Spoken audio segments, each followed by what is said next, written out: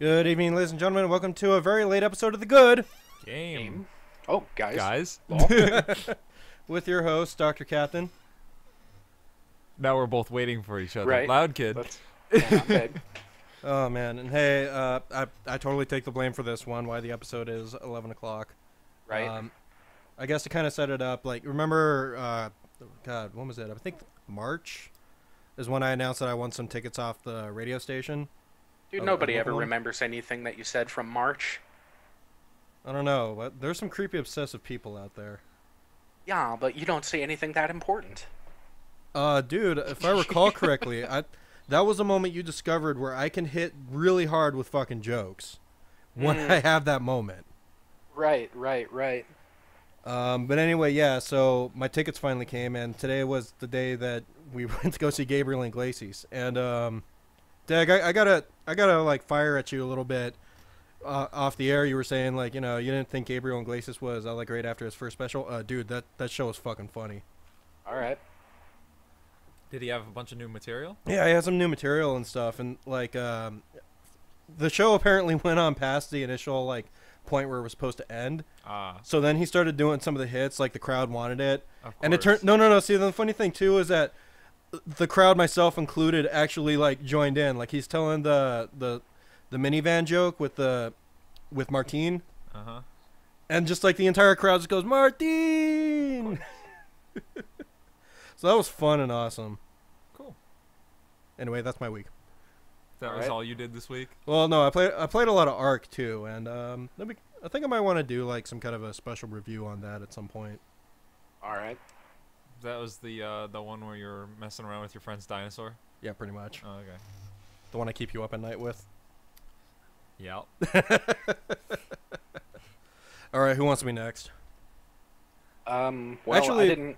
Actually, hang on. I think sorry to interrupt. I think probably Loud Kid should probably go next, and then you could probably go into your whole spiel that afterwards. Well, I don't know if I have that much new this week. Yeah, like I didn't really do anything this week. Okay, that's it with that segment. Moving on. Pathfinder. I saw the new Yu-Gi-Oh ban list. It's fucking terrible. Ban list. That's not video. That's not video game. All right. Mm-hmm. Alrighty, Dag. So, I guess what I wanted to do, kind of first and foremost at this point in time, was take a shit on Bungie.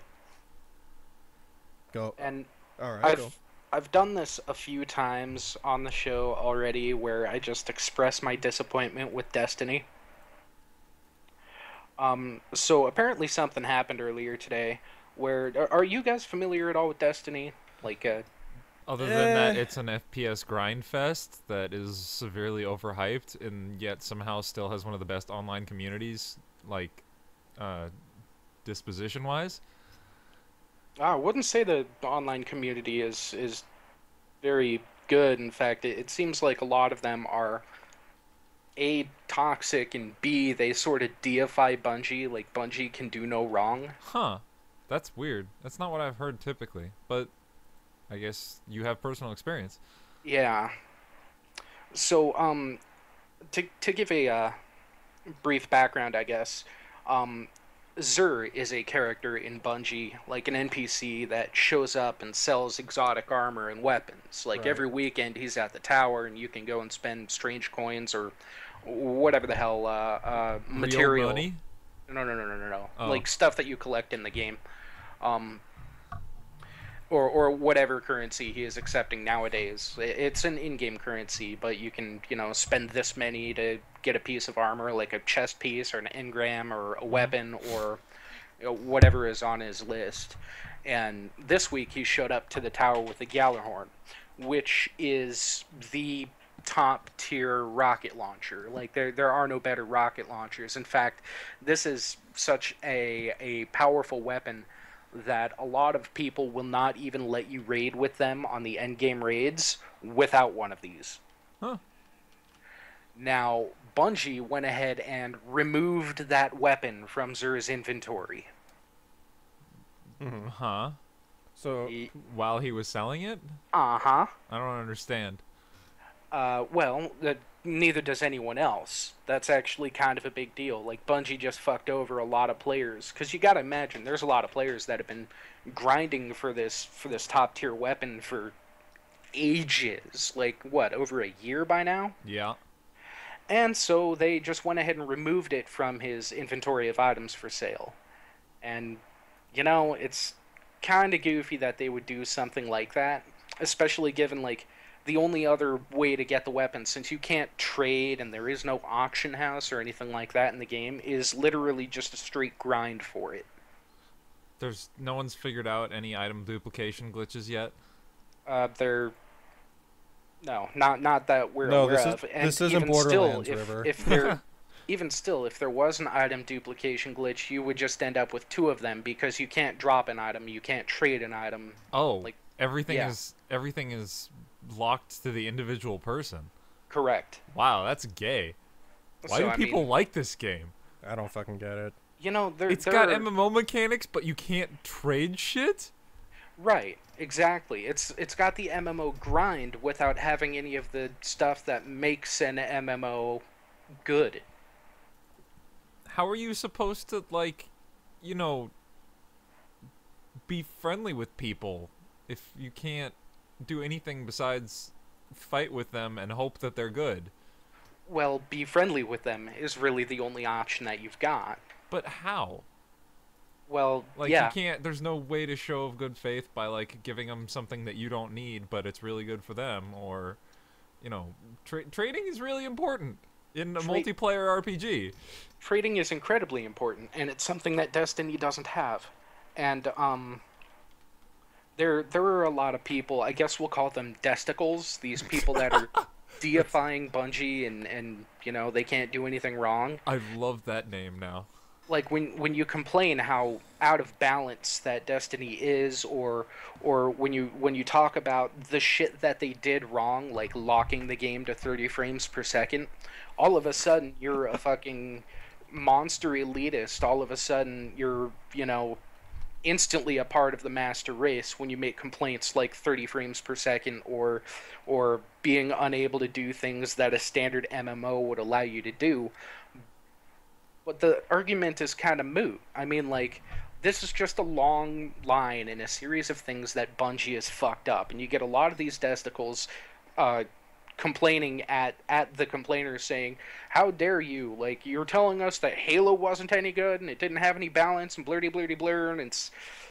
You know, like... No, this has nothing to do with Halo, bruh. You know, I used to know people like that. Like, just because they succeeded in the past with making something that wasn't a pile of dog shit doesn't necessarily mean that everything they make in the future will not be a pile of dog shit. Right. Case in point, Destiny. Destiny is a steaming pile of dog shit. Oh, I could have told you that. But did you is the question. Bro, I'm a Nintendo fanboy. Well, it started with Other M. That's fine. And furthermore, they're going to be nerfing this weapon, so I guess it's not that big of a deal.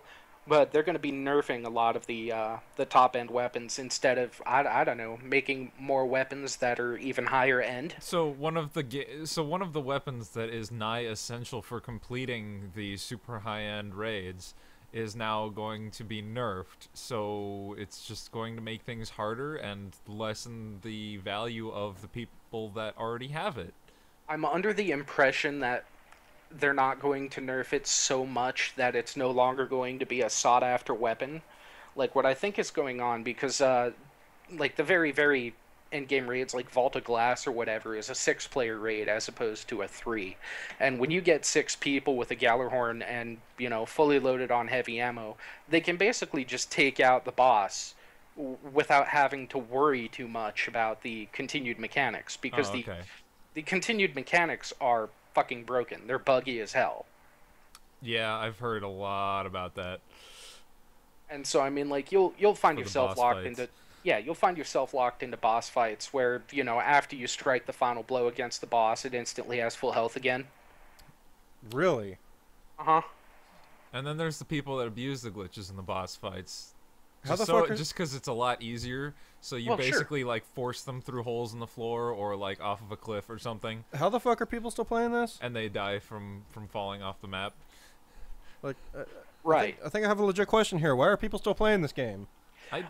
Because the people that love it fucking find no fault, or they accept that it's a broken experience, but it's better than anything else that they played to date because they haven't played a whole lot of other stuff. From what I know from my friend who plays it a lot, he's the sort of person who gets a lot of enjoyment out of just grindy games in particular. So I feel like that would be a big part of their demographic as well, as to why people still play it. It's just because it's the kind of people that like that sort of style of gameplay. Sure. And the never-ending climb, so to speak. I don't really have a huge problem with a grind. I've got a problem with an endless grind. Yeah. Right.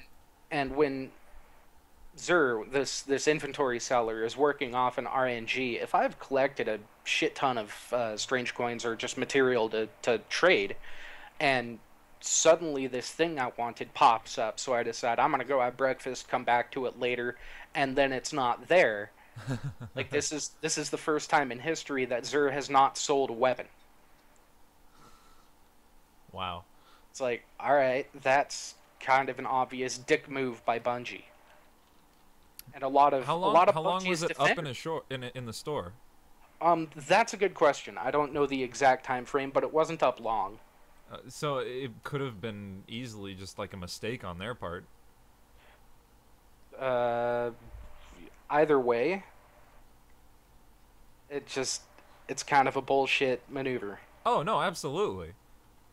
I'm just trying to think of a reason as to why this happened in the first place.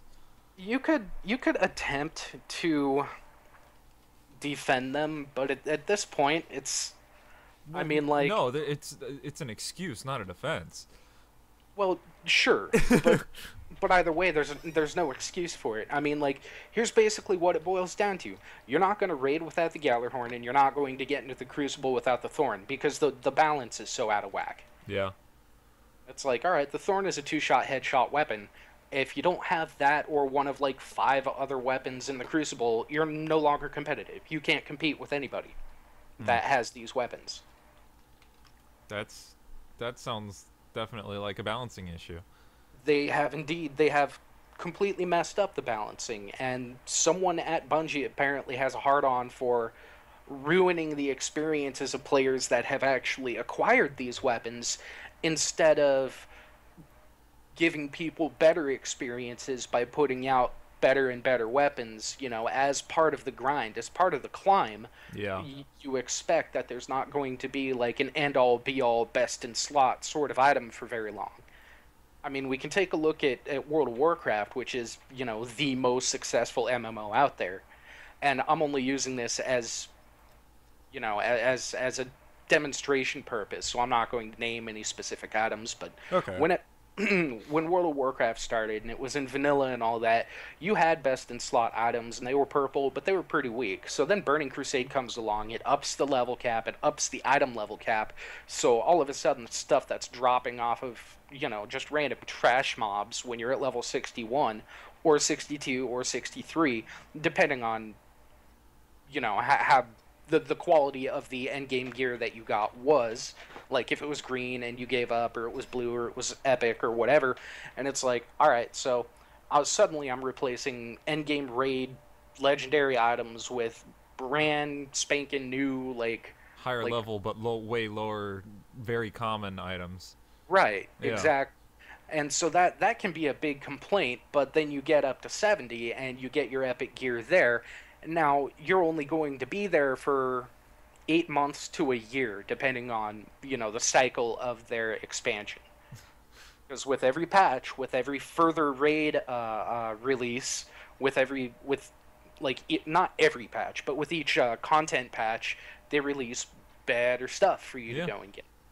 So you're not really sitting at best in slot for like a year or two or however the fuck long. That's sort of what they tried to do with Destiny, but they've kind of failed because they're putting stuff into the game that allows people to upgrade the gear that they had to the next level cap. Mm-hmm. Like, okay, so say you've got your full light level in this gear, it's the old expansion shit. All you need to do is pick up this super special thing and rub it on your magazine or whatever, and suddenly you've got this old weapon that was from the previous expansion at the level of the current expansion. So you're still only ending up with some hyper out of balance stuff. Looks like Puma in the chat room was actually kind of talking about where apparently you needed the what was the hammer again, or the weapon, the Galahorn. Mm-hmm. Apparently, they're talking about like how they're not happy with people being exclusive with fire teams not having this. Like, can you explain that a little bit? Well, sure. I mean, like Deej has the community manager of Bungie on their forums has basically stated that uh, he and some of Bungie's staff don't like the fact that people have gone so elitist that they're not allowing other people to raid if they do not have this one specific weapon. Okay. Now, what it looks like Bungie is about to do to combat that is to nerf the weapon instead of releasing better and more variety stuff. Like there are no auto rifles that are going to be able to compete with the Galahorn as far as damage output. There just aren't. Fusion rifles, hand cannons, whatever. Like the Galahorn is basically like fire in this general direction, everything dies. It's a BFG. Okay. Well, it's a BFG with like a 1 point of impact, but like it's like this thing is so out of balance currently that if you find a group of people that all have this weapon, they're not going to bring you along with them to raid. Yeah. But isn't this raid supposed to be where you get that item? Uh-huh. How the fuck does that work? That's the sort of bullshit that Bungie has been encouraging thus far. Yep. Wow. And people still defend them. They basically like, Bungie is my god, we can't handle this. It's like, really? Like, we can't have you talking shit about our deity. You're gonna burn in fucking video game hell with Atari ET. Oh, Jesus Christ, man. Oh, fucking A. I don't even know what more to really say to that. That's pretty fucking retarded right there. It's really stupid. Yeah, Bungie doesn't know how to make MMOs. Yeah. Well, they barely know how to make shooters. Oh shit! Now you're attacking the Halo community. That's an entirely different can of worms, and I think we should move on. Yeah. Oh man, so yes, my eye. big news definitely happened this week. Oh god. Yeah, we definitely got everyone here who's listening, and hey, first off, thanks for bearing with us and coming on this late at night. Right. But anyway, yeah, we all kind of gotta, fucking hold our heads down for a second because fucking Iwata passed away. The godfather of games. Pretty much. Now, wasn't the report saying that it was a bile buildup, or other people are saying that it was cancer as well?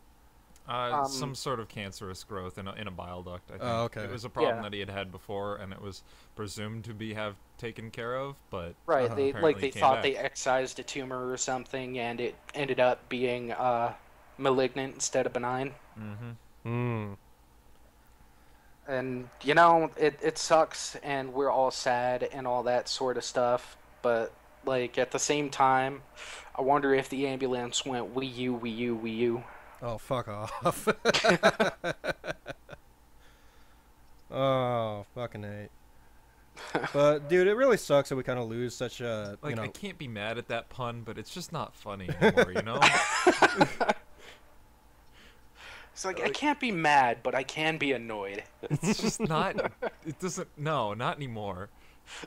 Not anymore, man. It's never too soon.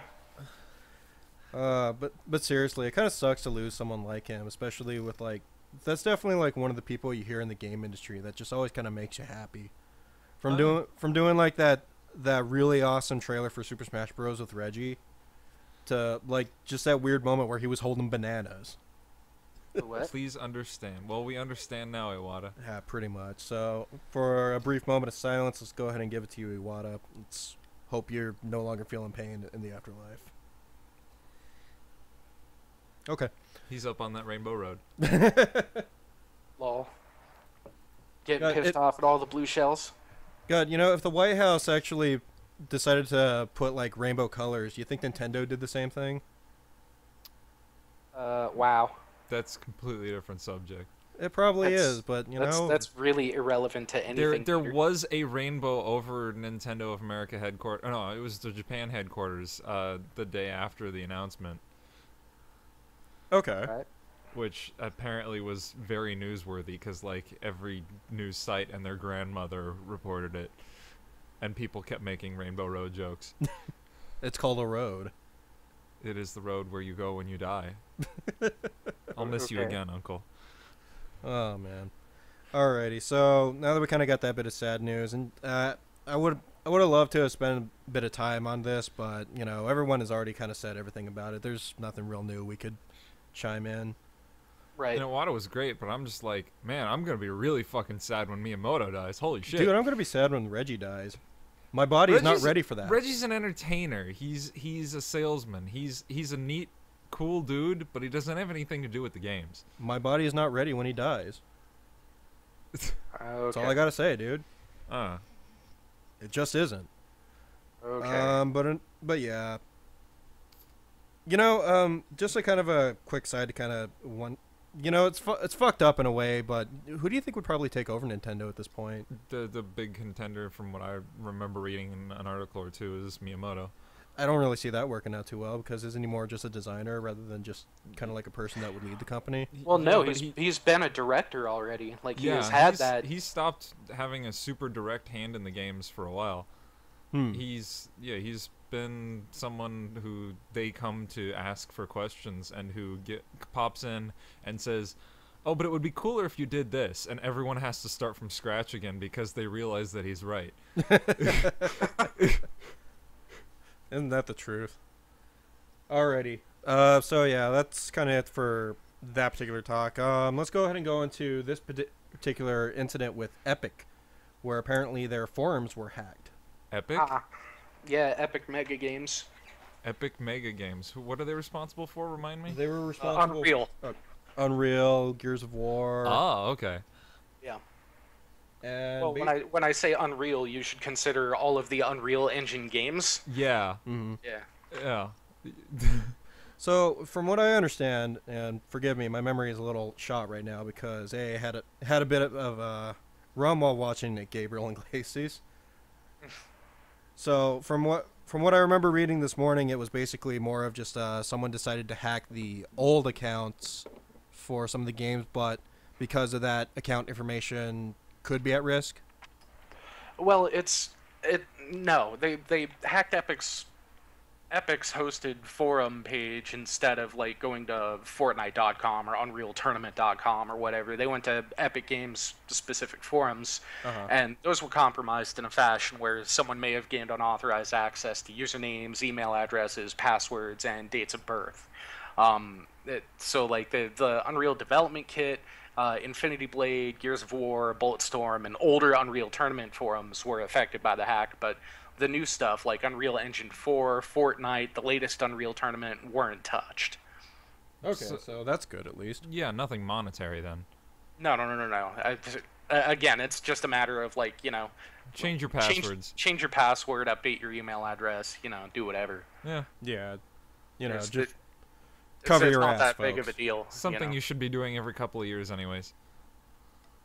Or sooner. Yeah, like every couple of weeks maybe. Well, if you're that paranoid, I don't know about that. Anyway, I'm just kind of shotgunning through a little bit here because I know it's late, folks. What sort of deep web shit are you into? Dag, holy crap, man. Standard security practices.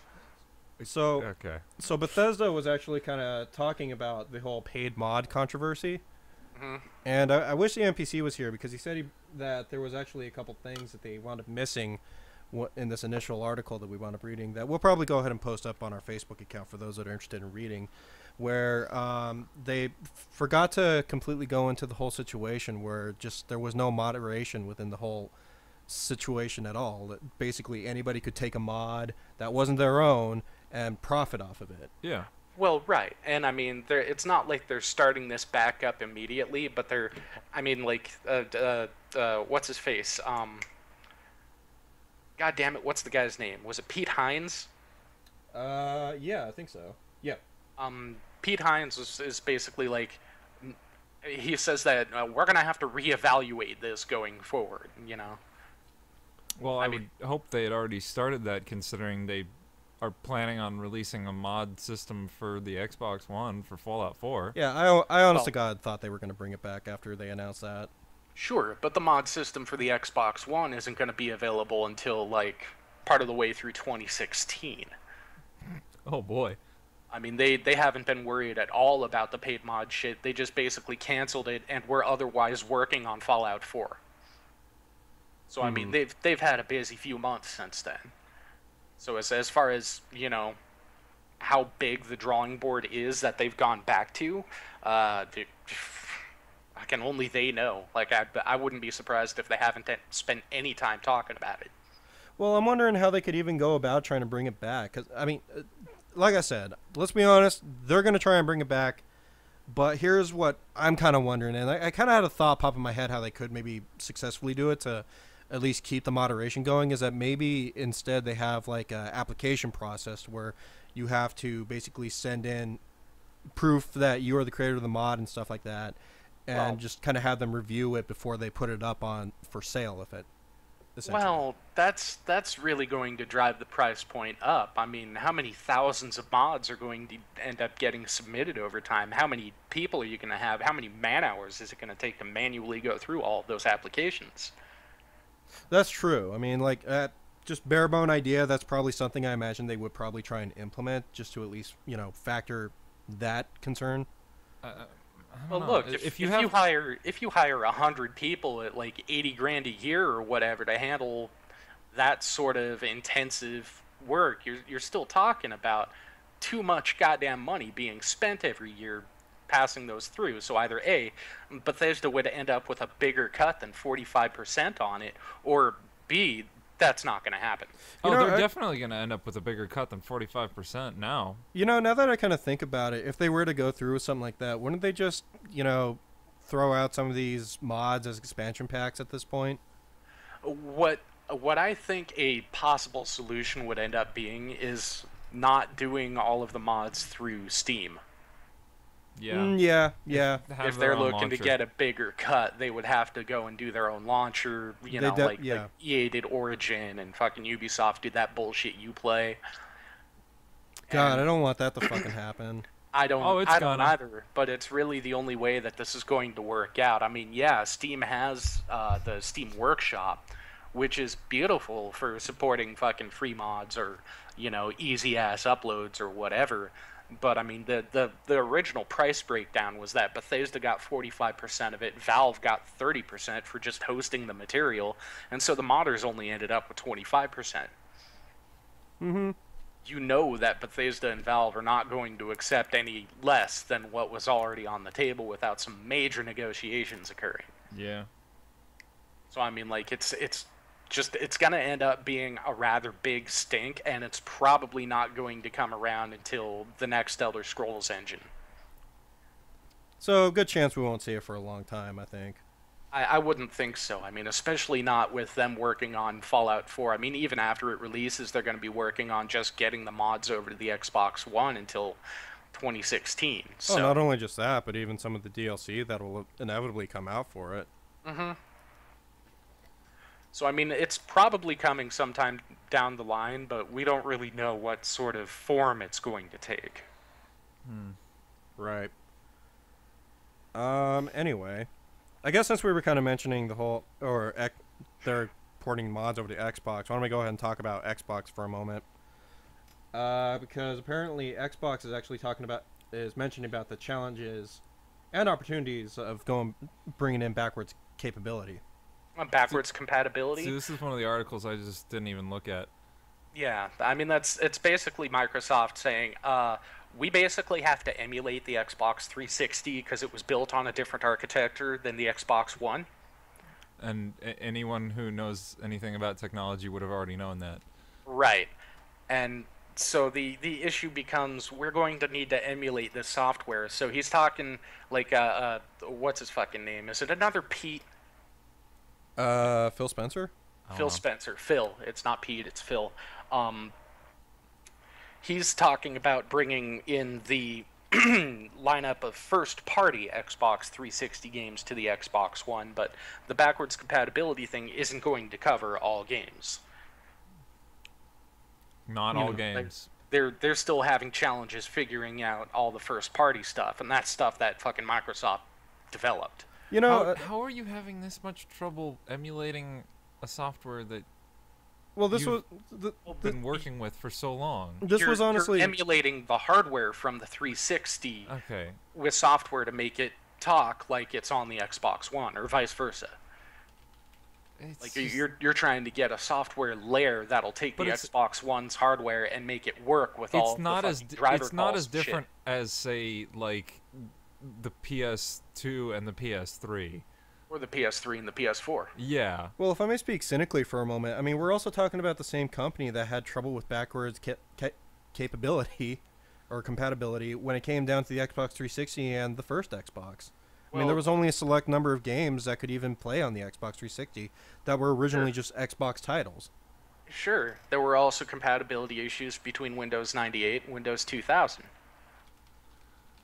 So, I mean, like, this is sort of a long-running thing where it's basically like the programs that were written to use this particular operating system on this particular field of hardware just isn't natively compatible. So they can do one of two things. They can rewrite the operating system to make it work with the previous generation stuff, which has, as of yet, proven to be damn near impossible. Or you can rewrite every single program that was developed for the previous system, which is even more impossible. How come Nintendo's never had trouble with this? Implausible. What was that? I said, how come Nintendo's never had trouble with this? I wouldn't know what Nintendo's secret is, and I'm pretty sure that none of the other competitors know what Nintendo's secret is. I mean, if we look at the original PS3 being backwards compatible with the PS2, the original big-ass $600 PS3 had a built-in PlayStation 2. Oh, I know what it is. It wasn't an emulation layer. They actually included the old hardware with it. I know what it is. Nintendo's the only company that future-proofs every one of their products. Which might explain why most of their games still look like fucking bundles of garbage graphically.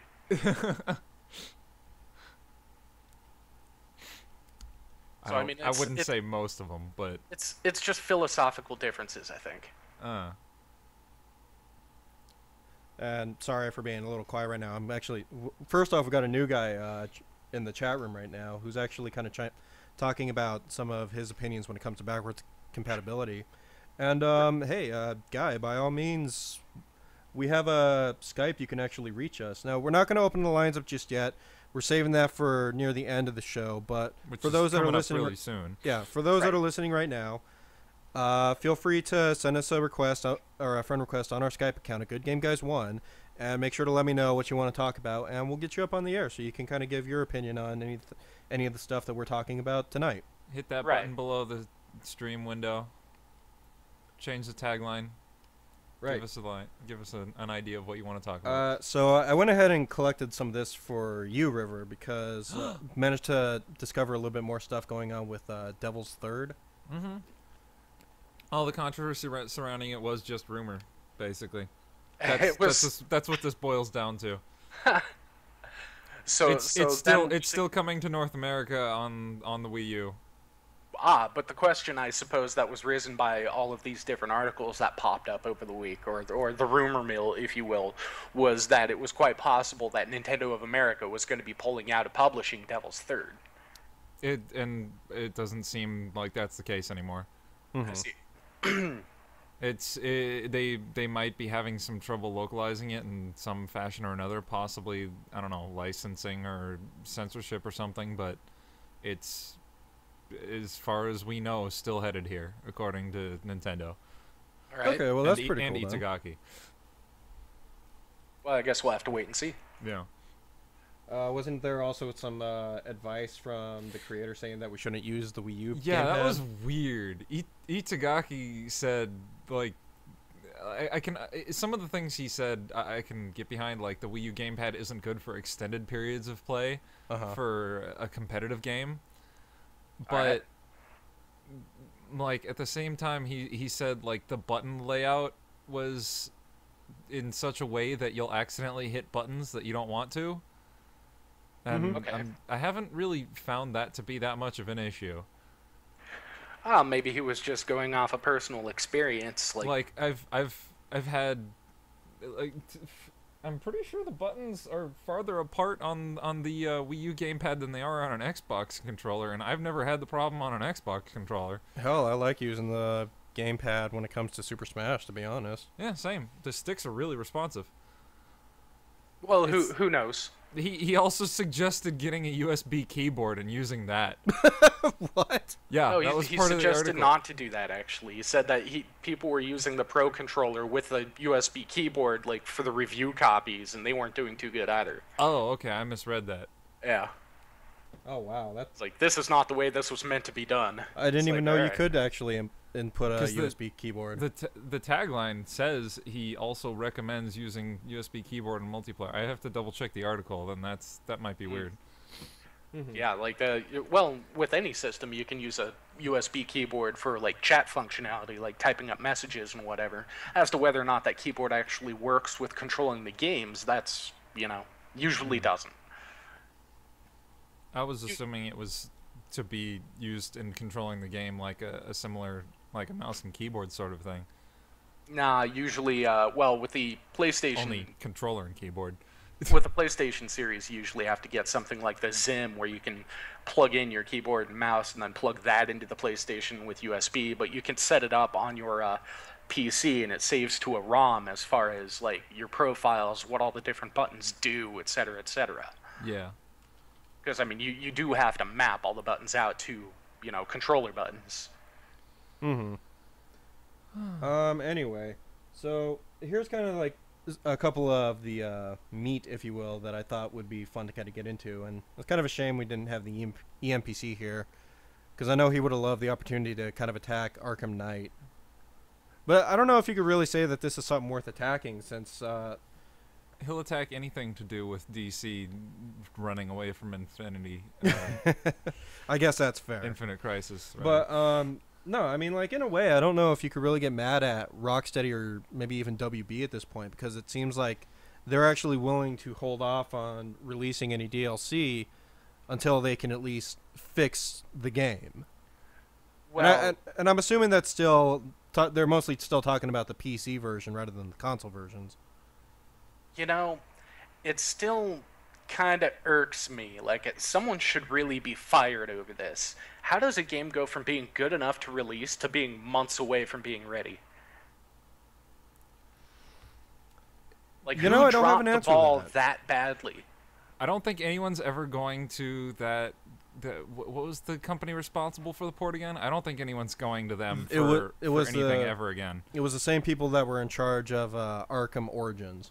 Which was also broken as shit on the PC. Yeah. Yeah. I don't think anyone's ever going to come to them for PC ports ever again. Not Fair after enough. this.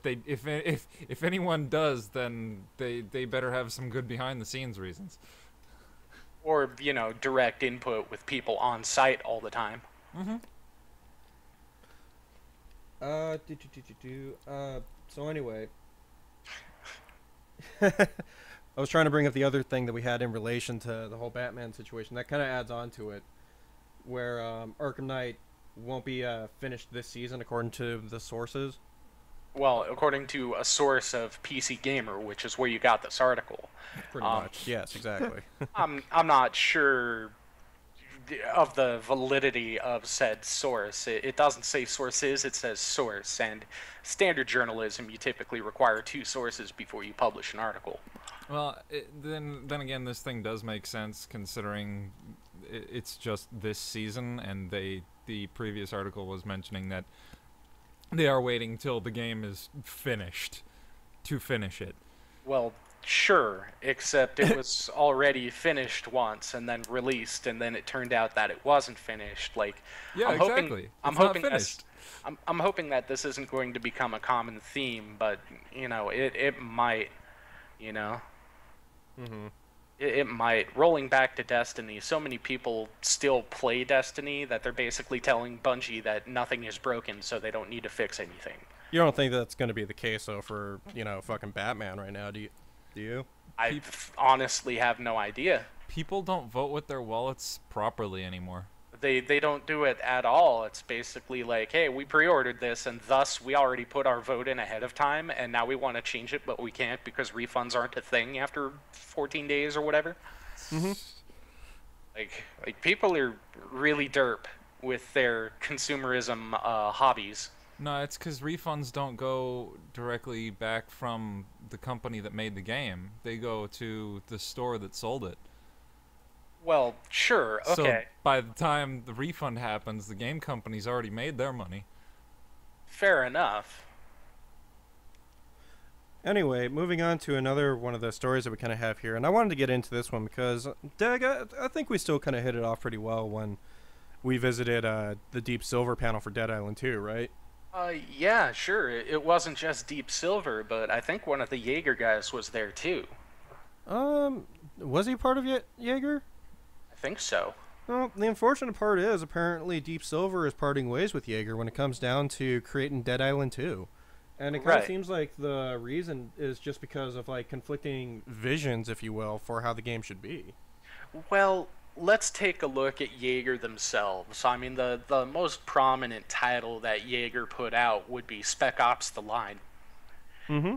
And so I could see Dead Island 2 heading into a realm where like it started kind of silly and goofy and then just went super dark and, made you feel punished for playing it. Right. Kind of like Spec Ops: The Line.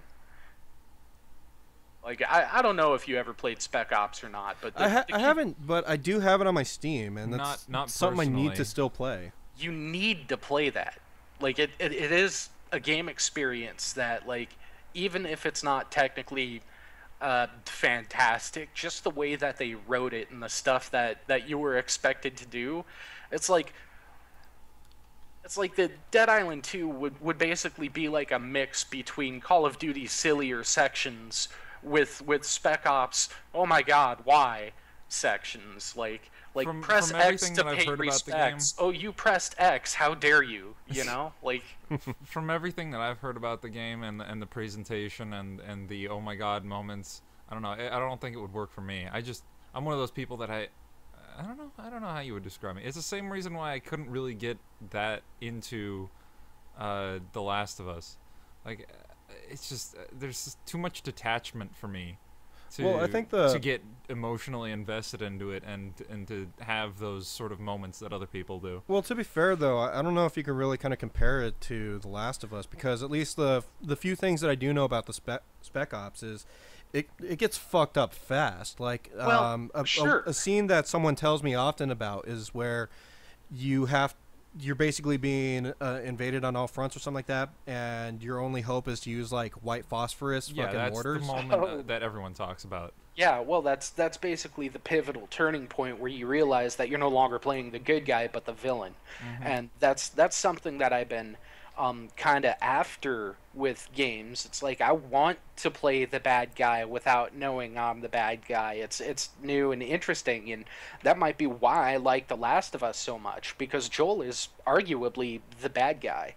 Yeah. Same deal with the character that you play in Spec Ops. It's like it's not even arguable. Once you get to that point, you should know pretty much immediately from that point that you're no longer the good guy. You've been forced into positions where you're making some pretty god-awful choices, but that's because the only other choice is even worse. Or death. Well, that probably being be the other option, choice, typically. And so, I'd love to see that with Dead Island 2. I'd love to, somehow realize that I was patient zero all this time. Like, that would be neat. Ooh, Dag, our new listener right now in the chat room actually is asking, why do you think Joel is the bad guy?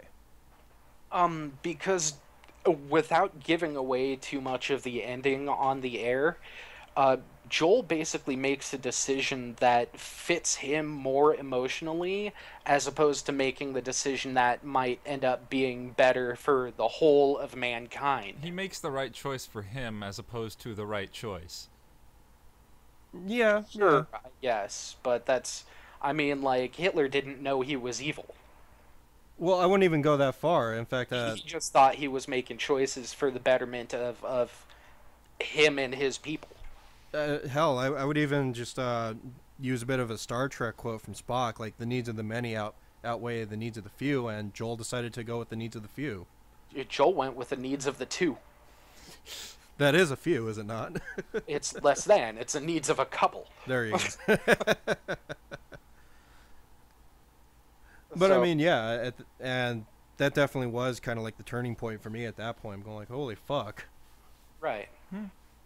Right, and yeah, that other guy on Twitch. I get that you played it, but there might be other people in our channel that didn't play it, so I don't really want to spoil the ending of a game that I think everybody should experience.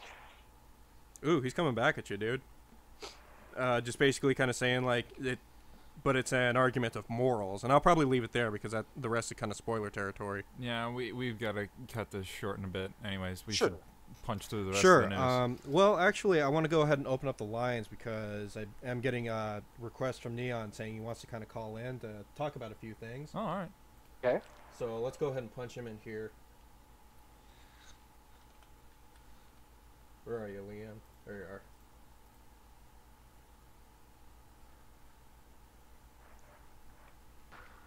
Hey, Hey, Liam. It's that Liam guy again.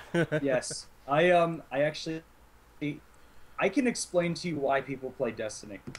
Ooh, okay. It's going to be very psychology though, because I'm a big fan of stuff like that. Okay. So are you okay if I get into that a bit? May as well. I mean, if it plays into the whole situation, like I'm legit It curious. does. Yeah. I think it does because the whole idea of I'm going to get a very like I'm going to start off. It's going to start off pretty unconnected, but I'm going to connect it by the end. So the whole idea of games, they're based on rewards. You know, if you get 100 coins, Mario Sure. gets a new life. You know, you kill X amount of guys with shitty guns in Call of Duty, you get the good stuff. Right. You know, everything about a game is based on rewards. But what if the player doesn't know when the next reward is coming? And that whole idea is why people are addicted to gambling. Gambling, you don't know when the reward is coming. I remember when I was in Vegas one time, I remember I got a all 3 cherries on a slot machine. And I kept wondering, if I was to sit here all night, how many times would I get that? And that's why people are addicted to gambling, because you know you don't know when the reward is coming, and that's why Destiny is like that. You know, when you play that game, notice how sparse rewards are handed out to the player. Think about that. Mm-hmm. And you know, that's what I mean. It's basically that's why Facebook games are so addictive. You know, they hand out rewards very sparsely, and you don't know when they're coming. It's very psychology. I could spend here for hours trying to like break this down. I need like a presentation and like a bunch of textbooks. I mean, you know, for fucking me, I could go through like B.F. Skinner's optimal conditioning experiment, where he was able to replicate people who gamble with pigeons looking for food in a cage. So. Oh, no. I would agree with this wholeheartedly. It's the same sort of thing as to why Tetris got so huge in the first place. Well, sure. It's something like I read an article recently about Gunpei Yokoi, who's one of the first people at Nintendo. He was the one that created the Game Boy, and he was actually upset at the way that games were heading in towards the direction of being more cinematic and telling stories rather than being purely about the gameplay, making it, something that's supposed to be difficult and unachievable, but when you finally get there, it's the reward is your skill and the journey that you've taken. Well, Yeah, sure. Continue. Sorry.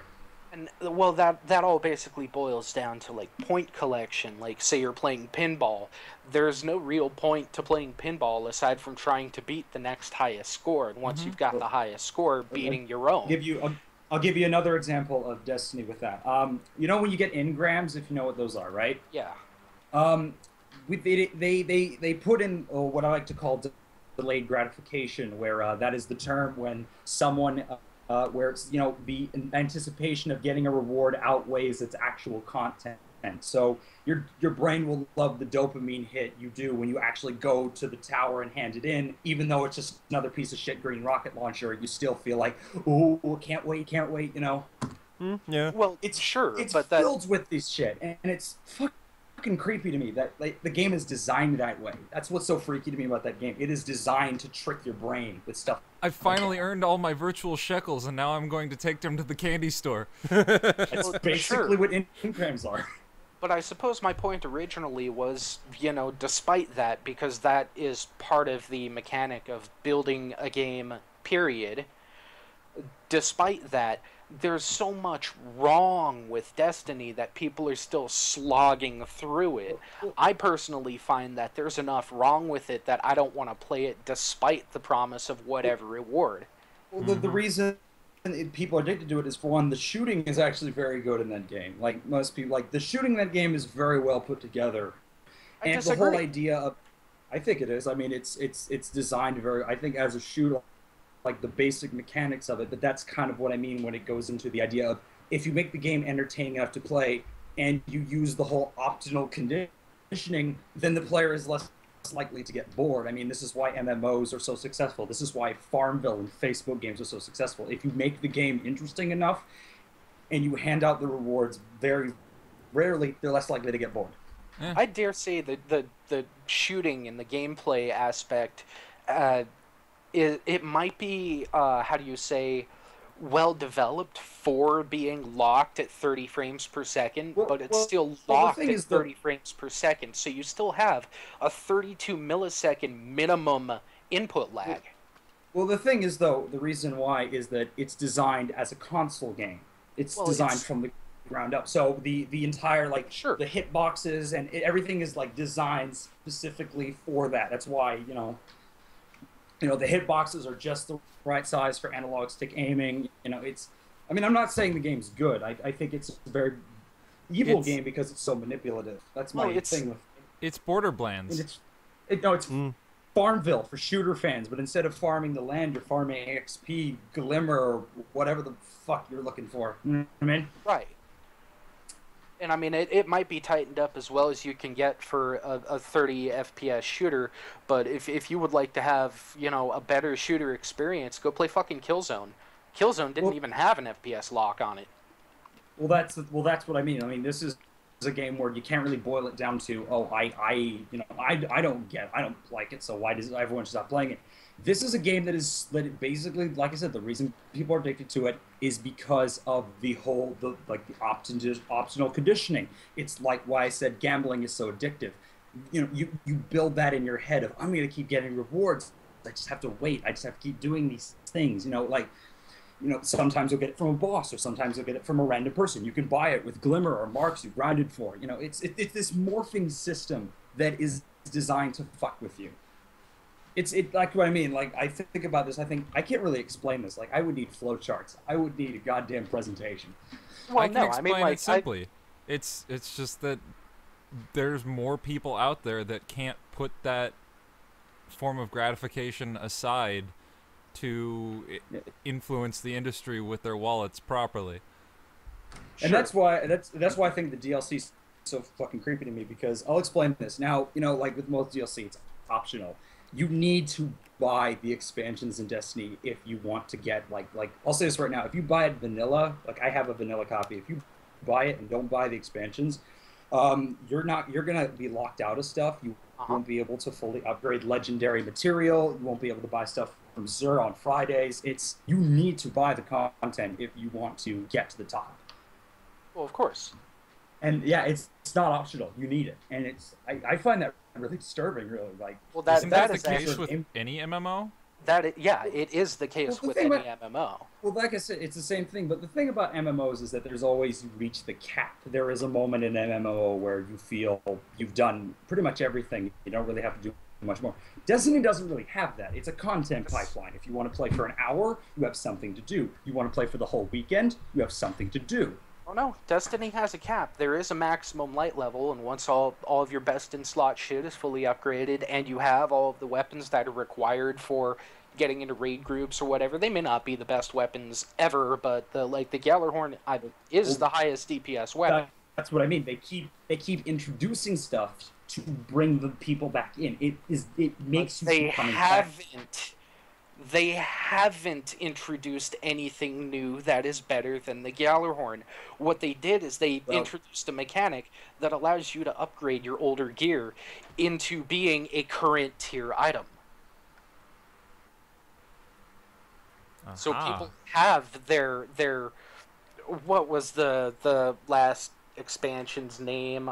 It was the House of Wolves expansion. Right. It was the Red Bull exclusive mission. No. You know what? I still think that's. Can I just say that's still the funniest shit ever?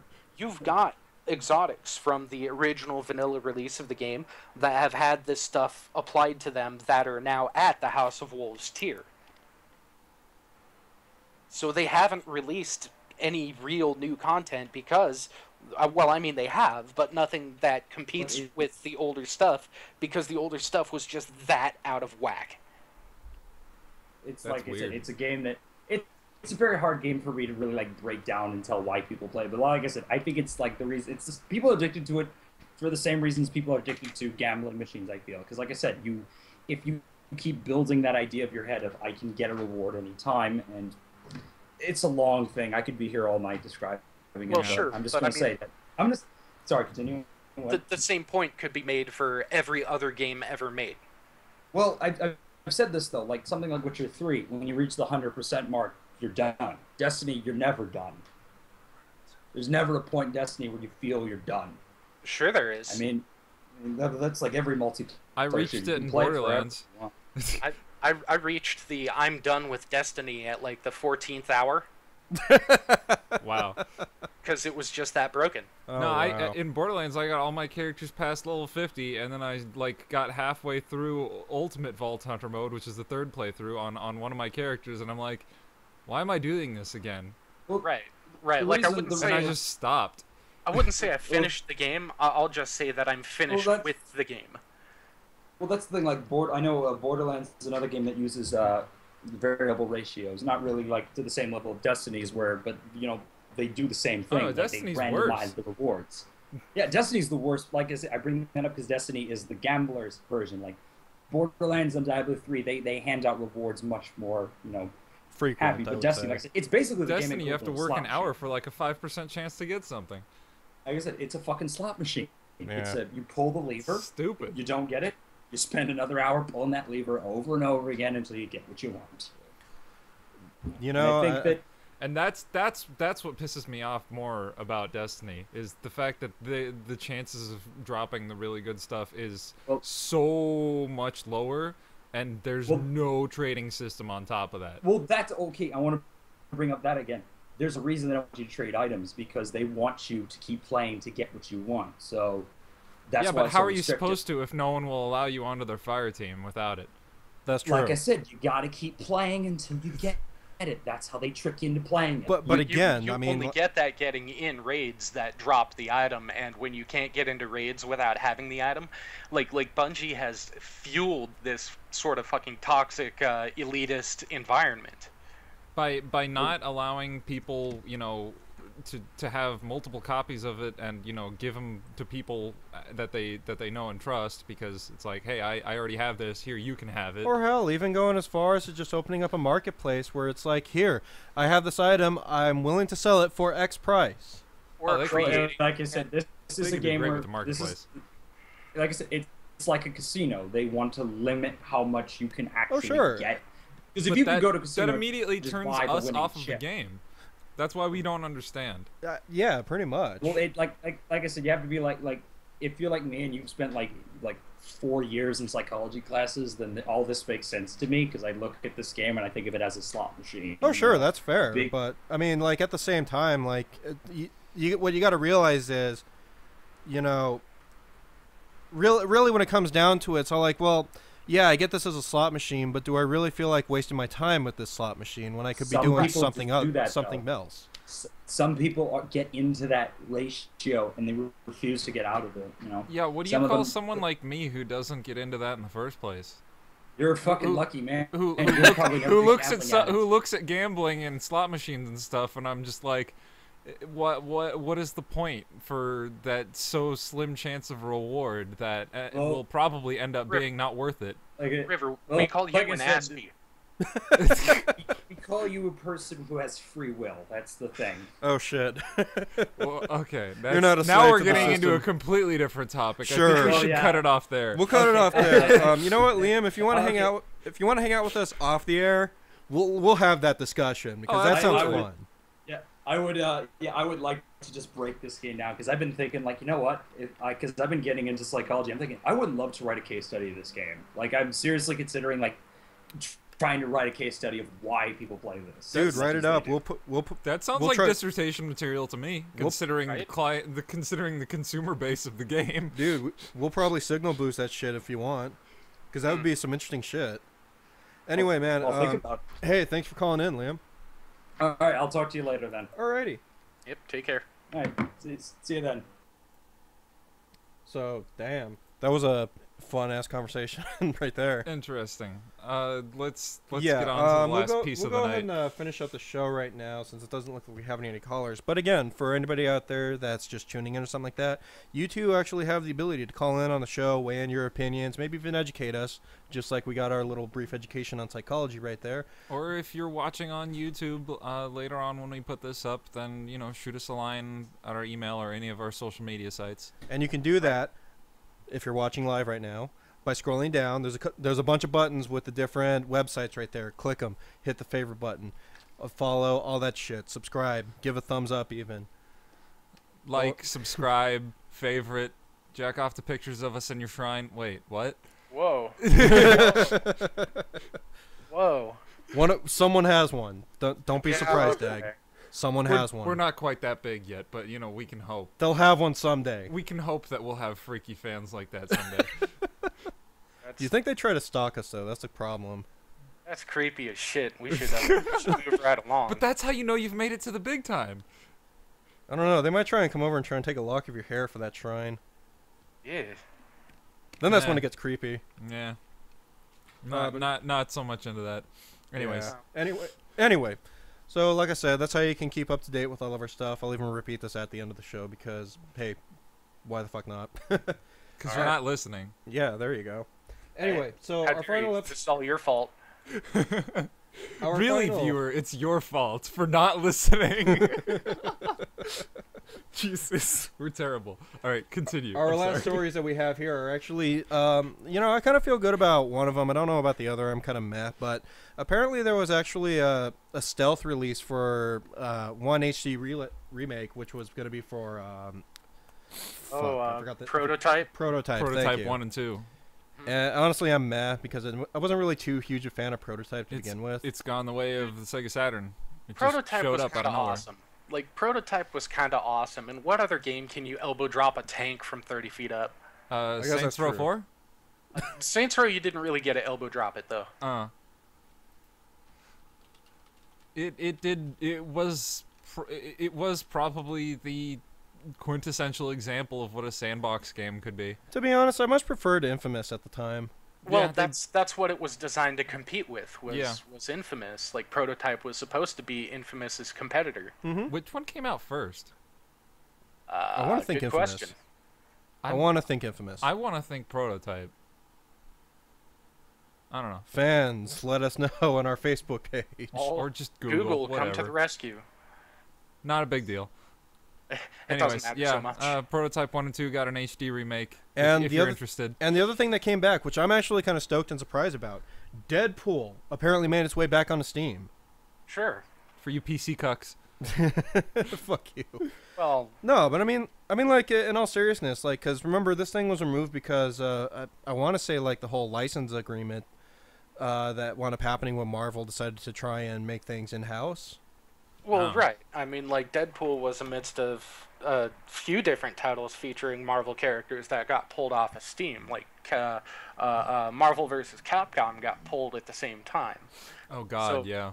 So obviously there were some there were some licensing issues going on, and with the Deadpool movie upcoming, I'm sure they decided that, someone can earn some money off of this if they just throw it back onto Steam. So pretty much gotta have that cross promotional platforming or cross platform promotion. Dude, I think people that don't own this, maybe you ought to be a fan or not. Maybe you ought to just get it just for the sake of saying it's there. I heard it got mixed reviews though, didn't it? It did.